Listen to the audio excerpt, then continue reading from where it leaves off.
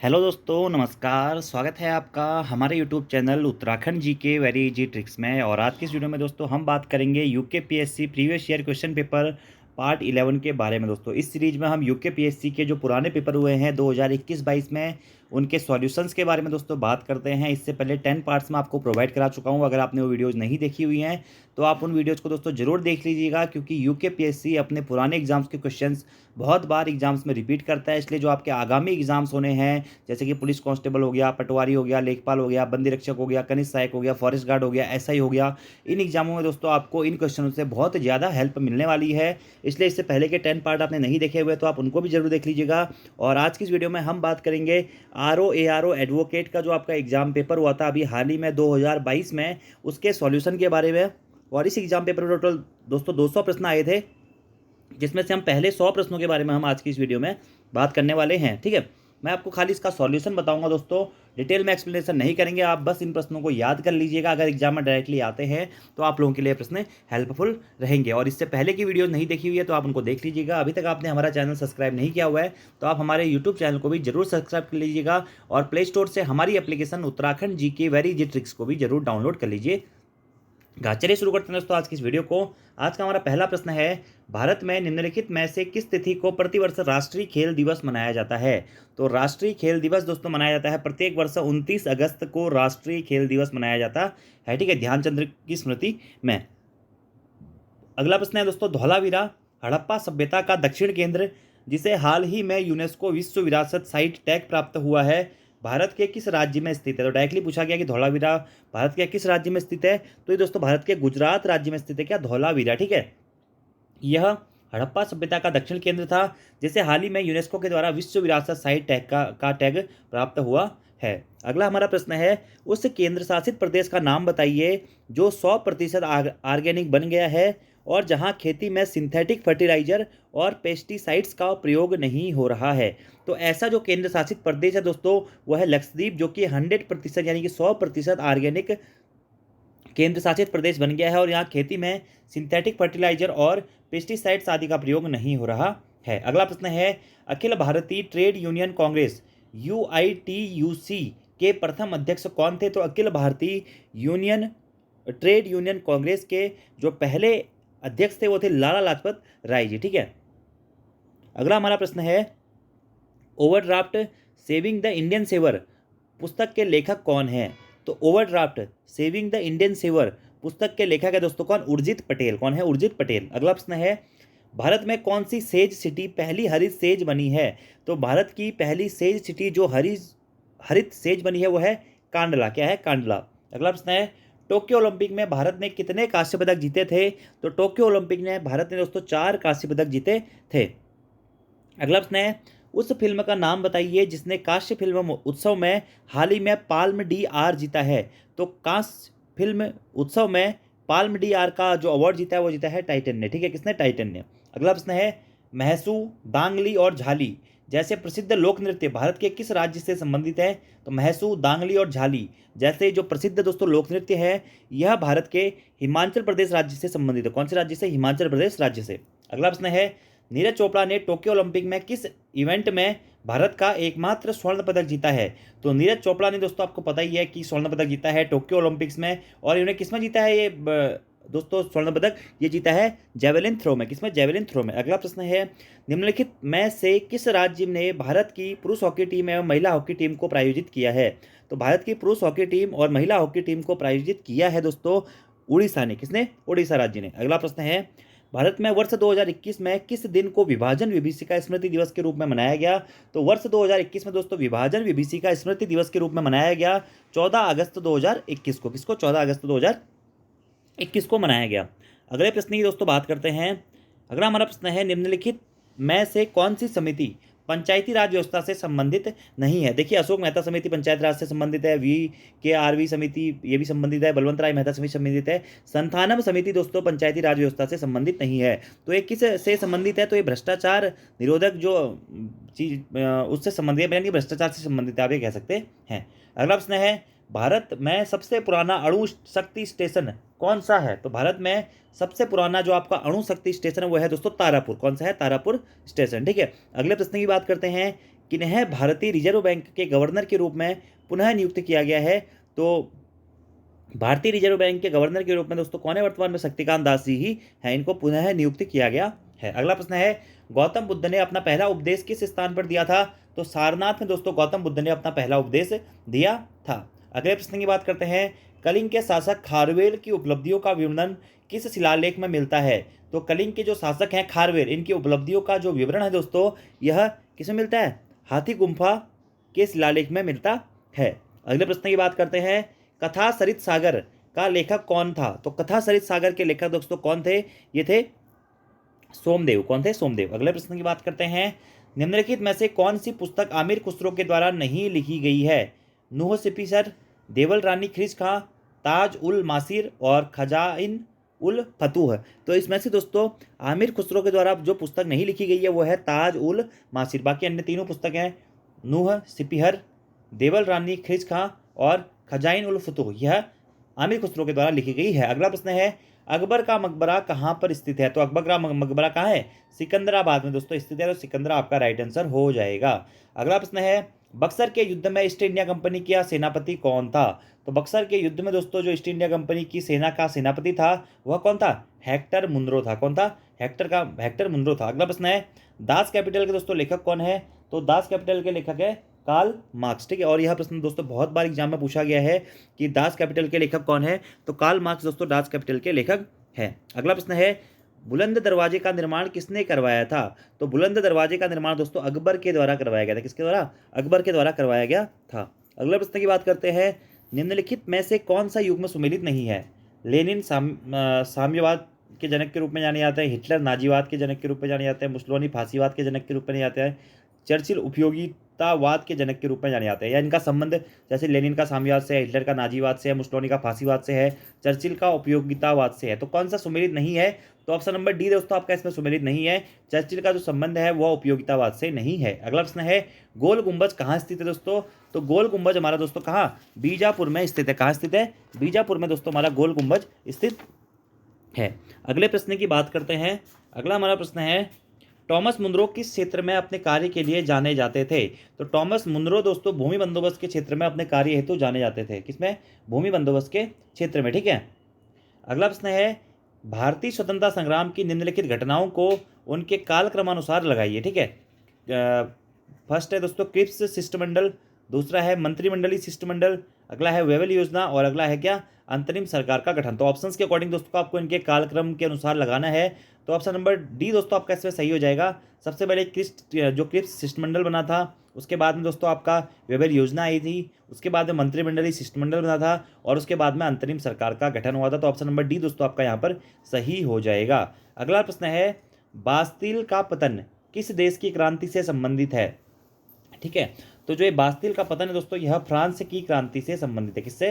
France की क्रांति से दोस्तों यह संबंधित है। अगले प्रश्न की बात करते हैं, इंग्लैंड में रक्तहीन क्रांति और गौरवमयी क्रांति किस वर्ष हुई थी?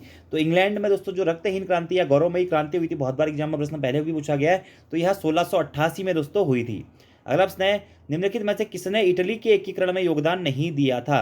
तो इटली के एकीकरण में दोस्तों देखिए गैरीबाल्डी का भी योगदान था, मैजनी का भी था और काबूर का भी था। तो मेटरनिक का जो था इसमें इटली के एकीकरण में योगदान नहीं था। तो मेटरनिक आपका सही आंसर हो जाएगा। अगला प्रश्न है, रोमनोव वंश का संबंध किस देश से है?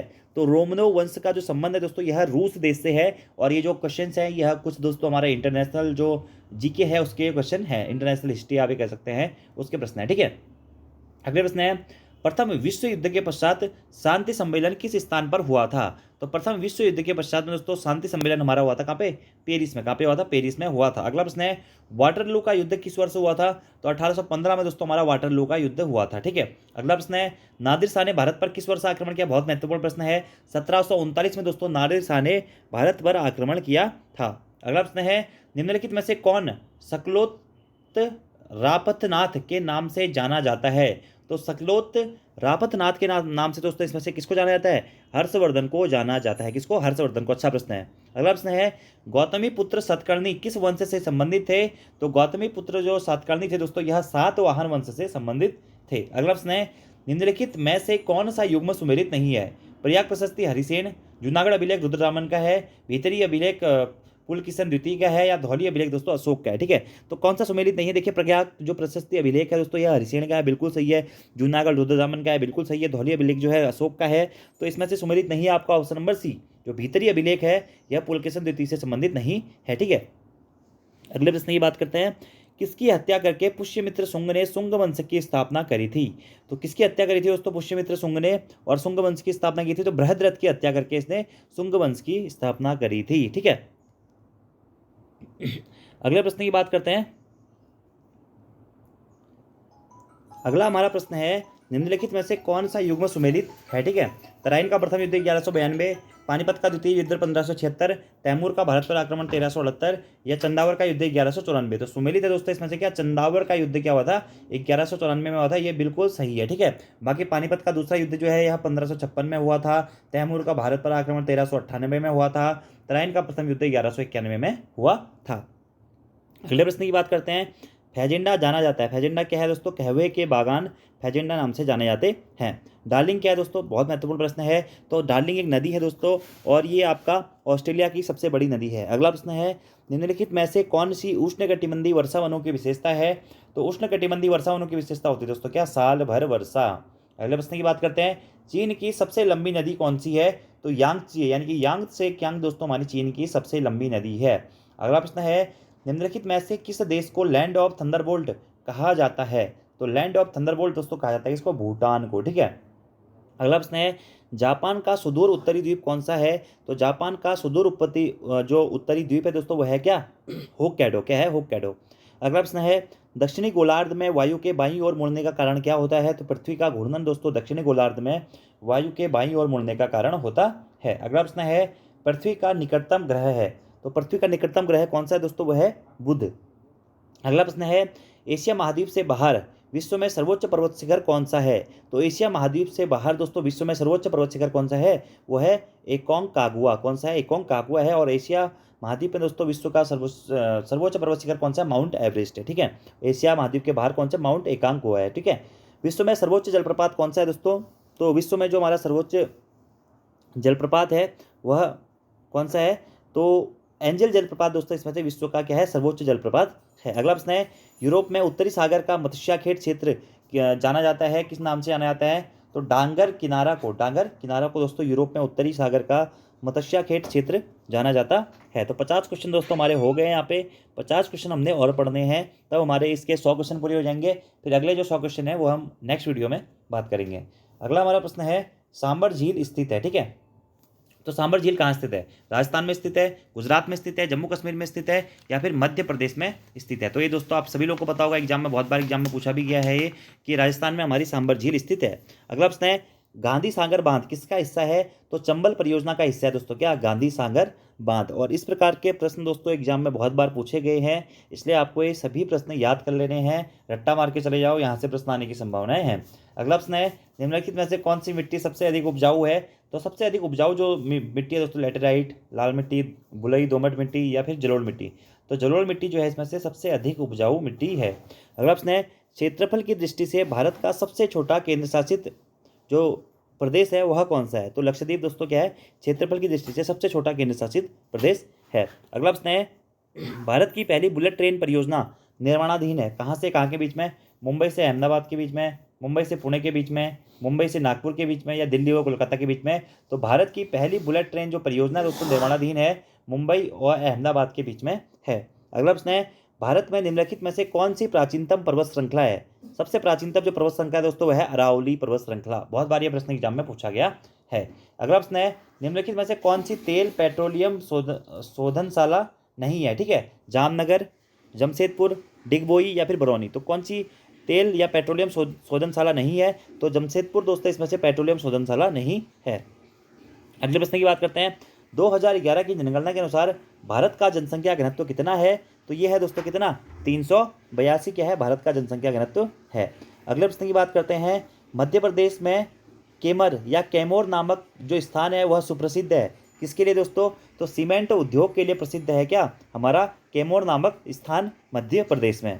अगला प्रश्न है, सतपुड़ा पर्वतीय पर्यटन स्थल स्थित है किस राज्य में? तो सतपुड़ा जो पर्वतीय पर्यटन स्थल है या सतपुड़ा की पहाड़ियाँ भी आप इसे कह सकते हैं, तो यह गुजरात में हमारा स्थित है, सातपुड़ा। ठीक है, सापुतारा, ठीक है, सापुतारा लगे दोस्तों। सापुतारा हमारा क्या है, जो पर्वतीय पर्यटन स्थल है, यह कहाँ, गुजरात में स्थित है, ठीक है। अगले प्रश्न की दोस्तों बात करते हैं, बांदीपुर बाघ संरक्षित क्षेत्र स्थित है, ठीक है। तो बांदीपुर जो हमारा बाघ संरक्षित क्षेत्र है, यह किस राज्य में स्थित है, तो यह दोस्तों क्या है, कर्नाटक में स्थित है। कहाँ पे स्थित है, यह हमारा कर्नाटक में स्थित है, आपको यह याद रखना है, ठीक है। और जो सतपुड़ा जो हमारी पर्वत श्रृंखला है दोस्तों, इसका जो विस्तार है महाराष्ट्र से मध्य प्रदेश के में इसका विस्तार पाया जाता है, ठीक है। और ये क्या है, सापुतारा पर्वतीय पर्यटन केंद्र, यह गुजरात में है। और जो सतपुड़ा की पहाड़ियाँ हैं, इनका जो विस्तार है महाराष्ट्र से लेकर मध्य प्रदेश तक पाया जाता है। अगले प्रश्न की बात करते हैं, भारत सरकार अधिनियम 1935 प्रमुखतः आधारित था किस पर दोस्तों, तो भारत सरकार अधिनियम 1935 दोस्तों जो प्रमुखतः आधारित था, यह दोस्तों यह प्रश्न वैसे डिलीट हो गया था रिवाइज आंसर की में, लेकिन जो फर्स्ट आंसर की में इसका जो आई थिंक रिजल्ट जो आंसर था वो था ऑप्शन डी, ठीक है। तो एक बार इसको देख लीजिएगा, 1935 नेहरू समिति की रिपोर्ट में की गई अनुशंसाओं पर, साइमन कमीशन की अनुशंसाओं पर, तीनों गोलमेज सम्मेलन के विचार विमर्श पर, ठीक है। तो ऑप्शन नंबर डी इसका ज़्यादा सुप्रिसिड आंसर था। अगला प्रश्न है, किस चार्टर को वह जीवाणु कहा जाता है जिसमें या जिससे पश्चातवर्ती सभी एंग्लो इंडियन संहिताएं विकसित हुई। तो ऐसा चार्टर था दोस्तों, क्या, चार्टर ऑफ 1600 को ऐसा चार्टर का जीवाणु कहा जाता है जिससे पश्चातवर्ती सभी एंग्लो इंडियन संहिताएं विकसित हुई। अगले प्रश्न की बात करते हैं, निम्नलिखित में से किस वर्ष में मद्रास एजेंसी को प्रेसिडेंसी का दर्जा दिया गया था। तो मद्रास एजेंसी को दोस्तों आपका प्रेसिडेंसी का दर्जा दिया गया था कब, 1665 में। कब, 1665 में। अगला प्रश्न है, भारत में प्रथम मेयर न्यायालय की स्थापना 1687 में कहाँ हुई थी, तो मद्रास में हुई थी। अगला प्रश्न है, निम्नलिखित में से किस कानून का प्रावधान था कि भारतीयों को ईस्ट इंडिया कंपनी के अंतर्गत नौकरियों से प्रतिबंधित नहीं करना चाहिए। तो ये था दोस्तों चार्टर एक्ट 1833 का एक प्रावधान था, जिसमें भारतीयों को ईस्ट इंडिया कंपनी के तहत या अंतर्गत नौकरियों से प्रतिबंधित नहीं करना चाहिए। अगला प्रश्न है, भारत के लिए केंद्र और प्रांतों के मध्य विधायी शक्तियों को विभाजित करने वाला संघीय ढांचा सर्वप्रथम किस अधिनियम के द्वारा अंगीकृत किया गया था। तो केंद्र और प्रांतों के मध्य विधायी शक्तियों को विभाजित करने वाला जो संघीय ढांचा है, यह दोस्तों सर्वप्रथम भारत सरकार अधिनियम 1935 के द्वारा अंगीकृत किया गया था। अगला प्रश्न है, पृथक निर्वाचक मंडलों की व्यवस्था को भारत में प्रथम बार लागू किया गया था कब। तो पृथक निर्वाचन मंडलों की व्यवस्था को दोस्तों भारत में प्रथम बार लागू किया गया था वर्ष 1909 के अधिनियम के द्वारा, ठीक है। अगले प्रश्न की बात करते हैं, वर्ष या इसे मार्लो मिंटो सुधार के नाम से भी दोस्तों जानते हैं, 1909 का जो अधिनियम था, ठीक है। अगला प्रश्न है, वर्ष 1945 की बाबेल योजना का घोषित उद्देश्य क्या था। तो वर्ष 1945 की जो हमारी दोस्तों बाबेल योजना थी, इसका मुख्य घोषित उद्देश्य था भारत के सभी प्रमुख समुदायों को प्रतिनिधित्व देना। अगला प्रश्न है, 1 अगस्त 1672 की घोषणा ने पूर्णतः क्या खत्म कर दिया था। तो 1 अगस्त 1672 की जो घोषणा है दोस्तों, इसने पूर्णतः पुर्तगाली विधियों को खत्म कर दिया था। किसको, पुर्तगाली विधियों को। अगले प्रश्न की बात करते हैं, अगला हमारा प्रश्न है दोस्तों, मुगल बादशाह शाह आलम ने बंगाल, बिहार और उड़ीसा की दीवानी अधिकार ईस्ट इंडिया कंपनी को सालाना नियमित रुपये के बदले कितने रुपए में दिया था, मतलब ये पूछा गया है। तो 26 लाख में दोस्तों मुगल बादशाह शाह आलम ने बंगाल, बिहार और उड़ीसा का दीवानी अधिकार ईस्ट इंडिया कंपनी को सालाना नियमित रुपयों के बदले में दिया था। अगला प्रश्न है, लॉर्ड कॉर्नवालिस की किस न्यायिक योजना के अंतर्गत कोर्ट ऑफ सर्किट की स्थापना की गई थी। तो कोर्ट ऑफ सर्किट की स्थापना दोस्तों न्यायिक योजना 1790 के तहत की गई थी। अगला हमारा प्रश्न है, भारत का प्रथम विधि आयोग गठित हुआ था किस चार्टर एक्ट के द्वारा। तो 1833 के चार्टर एक्ट के द्वारा दोस्तों भारत का प्रथम विधि आयोग गठित हुआ था। अगला प्रश्न है, आरंभ में भारत में स्थापित किए गए उच्च न्यायालय स्थित थे, ठीक है। तो जो भारत में सबसे पहले उच्च न्यायालय दोस्तों स्थापना की गई थी, वो कहाँ थे, मद्रास, बम्बई और कोलकाता में स्थित थे। अगला प्रश्न है, भारतीय प्रथम विधि आयोग का अध्यक्ष कौन था, ठीक है। तो भारतीय प्रथम विधि आयोग का अध्यक्ष था टी.बी. मैकाले। अगला प्रश्न है, और जो विधि आयोग का गठन हुआ था वो 1833 के चार्टर एक्ट के तहत हुआ था। भारत का द्वितीय विधि आयोग किस अधिनियम के तहत नियुक्त किया गया था। तो द्वितीय विधि आयोग जो है दोस्तों वह 1853 के अधिनियम के द्वारा नियुक्त किया गया था। अगला प्रश्न है, स्वतंत्र भारत के संविधान का निर्माण करने हेतु संविधान निर्मात्री सभा गठित हुई थी, कब हुई थी। तो 1946 में दोस्तों, दिसंबर 1946 में संविधान निर्मात्री सभा हमारी गठित हुई थी। अगला प्रश्न है, निम्नलिखित में से किस कमीशन ने प्रांतों में दोहरी शासन पद्धति को समाप्त करने के लिए सिफारिश की थी। तो प्रांतों में जो हमारी दोहरी शासी पद्धति थी, इसको समाप्त करने के लिए सिफारिश की थी किसने, साइमन आयोग ने। अगला प्रश्न है, ऑडी अल्टरेटम या आल्टरेम पार्टेम लैटिन वाक्यांश का क्या अर्थ होता है? तो इसका अर्थ होता है, वैसे दोस्तों दूसरे पक्ष को भी सुनो, ये क्वेश्चन इंपॉर्टेंट नहीं है इस प्रकार के क्वेश्चन, ठीक है। ऐसे मालाफाइड का अर्थ क्या होता है ये भी इंपॉर्टेंट नहीं है, दुर्भाव होता है। ये कुछ जो हमारी कोर्ट की जो वाक्यावली है या वाक्यांश है उनका शब्द ये प्रयोग किया जाता है। ऐसे क्वेश्चन जो आपके हैं आर ओ या हाई कोर्ट से संबंधित या डिस्ट्रिक्ट कोर्ट से संबंधित जो प्रश्न होते एग्जाम्स होते हैं वहाँ पर पूछे जाते हैं। जैसे कि इप्सो फैक्टो का अर्थ क्या होता है? तो इसका अर्थ होता है स्वयं ये भी। अगला प्रश्न दोस्तों महत्वपूर्ण है, भारत का संविधान का प्रथम संविधान संशोधन कब किया गया था? तो 1951 में दोस्तों प्रथम संविधान संशोधन किया गया था, जो कि किससे संबंधित था? भूमि सुधार से दोस्तों संबंधित था।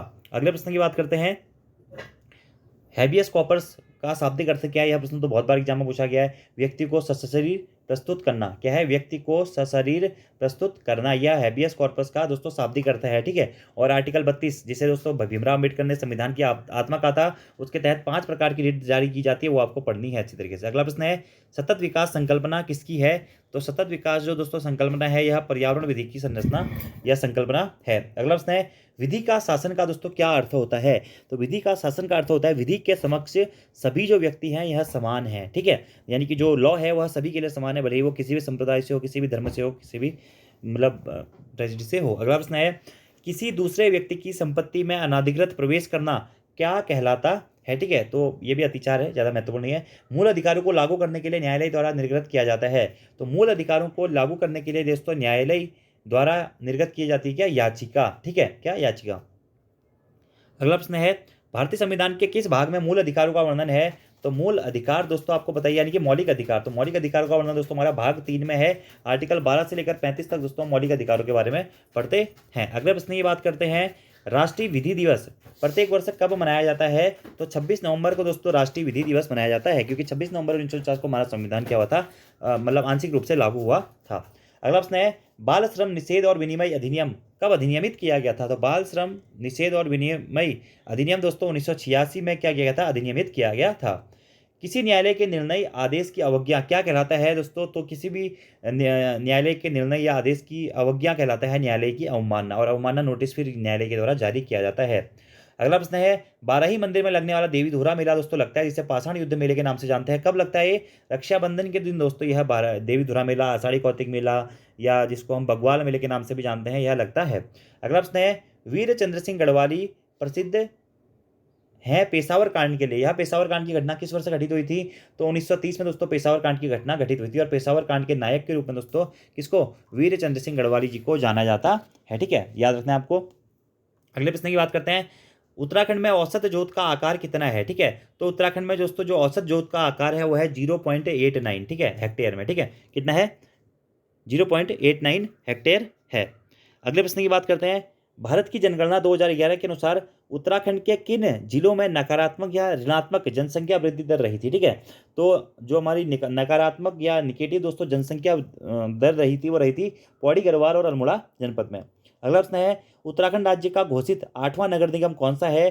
तो उत्तराखंड राज्य का घोषित 8वां नगर निगम है दोस्तों कौन सा? कोटद्वार। और 7वां कौन सा था? ऋषिकेश था। अभी नवा नगर निगम भी दोस्तों घोषित किया गया था क्या? श्रीनगर, लेकिन यह बाद में इसका अध्यादेश जो है वह कैंसिल हो गया था, लेकिन तब भी आप याद रखिएगा, ठीक है। लेकिन वर्तमान में नगर निगमों की संख्या पूछेगा तो 8 ही आपको याद रखनी है।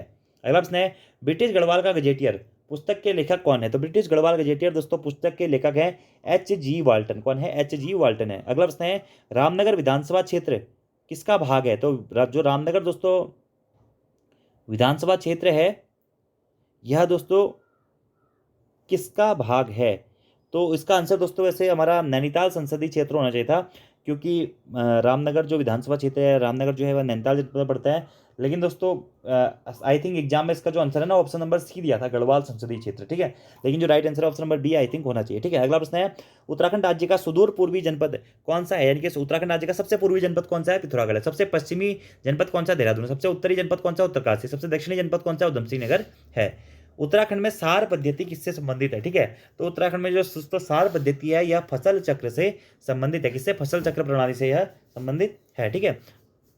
अगले प्रश्न की बात करते हैं। अगले प्रश्न की बात करते हैं दोस्तों। अगला हमारा प्रश्न है, निम्नलिखित को सुमेलित कीजिए तथा दिए गए सॉरी 101वां हमारा प्रश्न है, गोरखों ने कुमाऊं पर किस वर्ष अधिकार किया था? तो हवालाबाद के युद्ध के पश्चात में 1790 में दोस्तों गोरखों ने कुमाऊं पर अधिकार कर लिया था। और आज का दोस्तों आपका लास्ट क्वेश्चन है, निम्नलिखित को सम्मिलित कीजिए तथा दिए गए कोटों में से सही उत्तर चुनिए। सतोपंथ जो हिमनद है दोस्तों, यहाँ से हमारा अलकनंदा नदी का उद्गम होता है, बिल्कुल सही है। ठीक है। खतलिंग ग्लेशियर से दोस्तों हमारा भिलंगना नदी का उद्गम होता है, बिल्कुल सही है। चोराबाड़ी ग्लेशियर से दोस्तों हमारा मंदाकिनी नदी का उद्गम होता है, बिल्कुल सही है। मिलम हिमनद से दोस्तों हमारा क्या गौरी गंगा नदी का उद्गम होता है। तो इसमें से कौन सा आंसर सही है? 3, 2, 4, 1 दोस्तों हमारा ऑप्शन नंबर सी यहाँ पर सही हो जाएगा। सतोपंथ ग्लेशियर चमोली जनपद में स्थित है। मिलम पिथौरागढ़ में दोस्तों स्थित है। खतलिंग ग्लेशियर टिहरी में स्थित है। और चौराबाड़ी दोस्तों जो हमारा ग्लेशियर है यह रुद्रप्रयाग जनपद में स्थित है। तो ये थे दोस्तों हमारे कुछ महत्वपूर्ण प्रश्न जो कि आरओ एआरओ एडवोकेट परीक्षा से संबंधित थे। तो आप इन प्रश्नों को डायरेक्टली दोस्तों याद कर लीजिएगा, और इसके बाद में जो इसके आगे के क्वेश्चन है वो भी मैं 1-2 दिन में वीडियो बना दूंगा, तो आप उसको भी जरूर देख लीजिएगा। और दोस्तों अगर आप उत्तराखंड के आगामी एग्जाम से तो प्रैक्टिस सेट्स को अटेम्प्ट करना चाहते हैं, प्रैक्टिस सेट लगाना चाहते हैं, या डिटेल कोर्सेज से जुड़ना चाहते हैं, तो प्ले स्टोर से हमारी application Uttarakhand GK very easy tricks को डाउनलोड करके जुड़ सकते हैं। बाकी दोस्तों पुरानी सभी वीडियोस देख लीजिएगा, क्योंकि एग्जाम में आप बहुत कम समय बचा हुआ है। Thank you, thanks for watching video, see you next time, धन्यवाद।